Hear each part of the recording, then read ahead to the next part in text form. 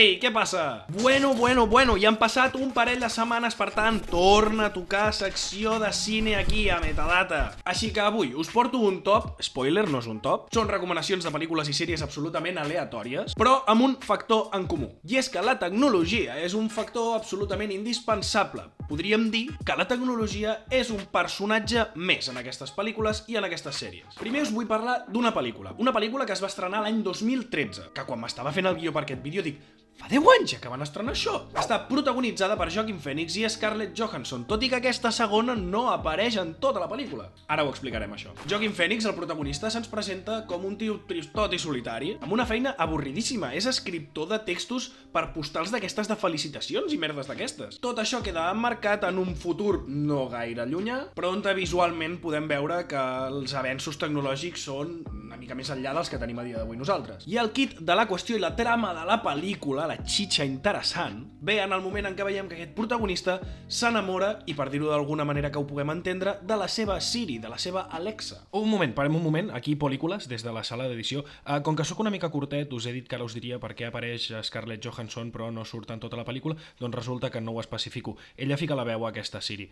Seguim. I quasi que és com el teu majordom, una persona que et cuida, una persona que li demanes coses i te les fa. També, clar, tinguem en compte doncs, que el fet de que les cases estiguin absolutament domotitzades doncs està a l'ordre del dia, i la trama de la pel·li correrà per aquest camí, per aquest enamorament del protagonista cap a la seva Siri. Li dones voltetes a la cosa, amb una grandíssima i preciosa fotografia i paleta de colors, i un Òscar per millor guió original es pot trobar tant a Amazon com a Filmin. Vinga, seguim en marxa amb aquestes recomanacions, anem a petar a una sèrie ara. Una sèrie que m'he pensat molt si ficar-la en aquesta llista o no, i ara us explico una mica el perquè. Ed Harris, Anthony Hopkins i fins i tot a la tercera temporada Aaron Paul, en Jesse de Breaking Bad, són algunes de les cares que apareixen a Westworld. Per què m'he pensat molt si recomanar-vos-la?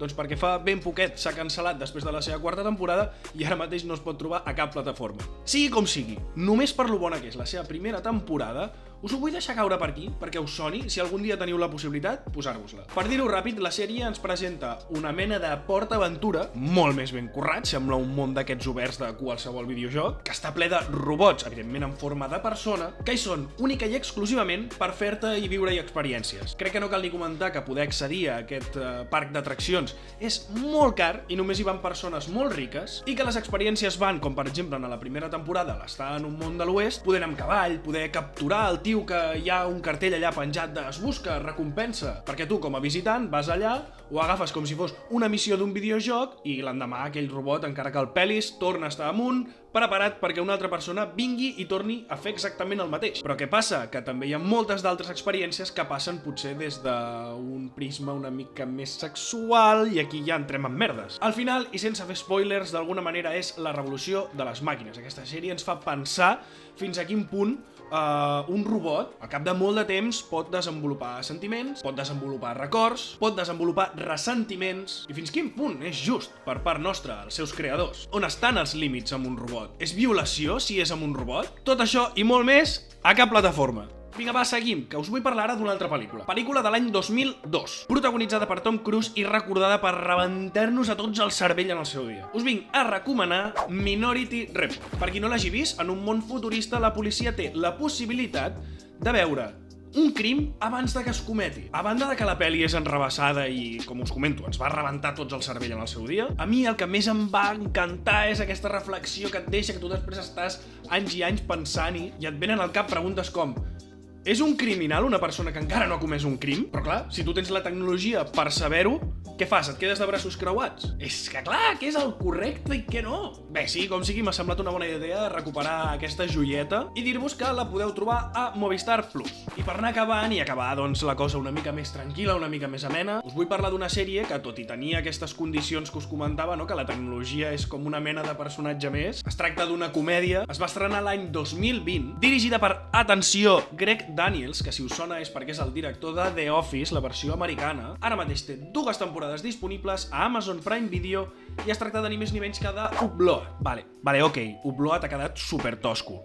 Upload. Ens posa en una situació que a mi em va semblar super interessant, com és que què passaria si quan ens morim poguéssim descarregar la nostra ànima i posar-la dins d'un servidor de realitat virtual. O sigui, com a premissa em sembla brutal. Doncs crec que precisament el que és clau és que sigui una comèdia, que li busquin aquesta part còmica a moltes de les situacions que es creen. Al final també és una crítica al capitalisme, perquè al final doncs, és un servei que no tothom es pot pagar. També te n'acabes adonant que la gent que és dins d'aquests servidors depèn completament de la gent que és fora. Quan dic és fora em refereixo que són vius i que estan a la vida real. I que moltes vegades, quan porten molts anys pagant aquest servei a un familiar, se n'obliden, és un gasto molt gran i quan han de retallar despeses doncs és el primer que prescindeixen. Dins de la mateixa realitat virtual hi ha moltes categories i realment tota aquesta crítica que us comentava al capitalisme, diguem-ne que dins de la realitat virtual aquest capitalisme és molt més ferotge. I mira, ara m'ha vingut al cap, no ho anava a dir,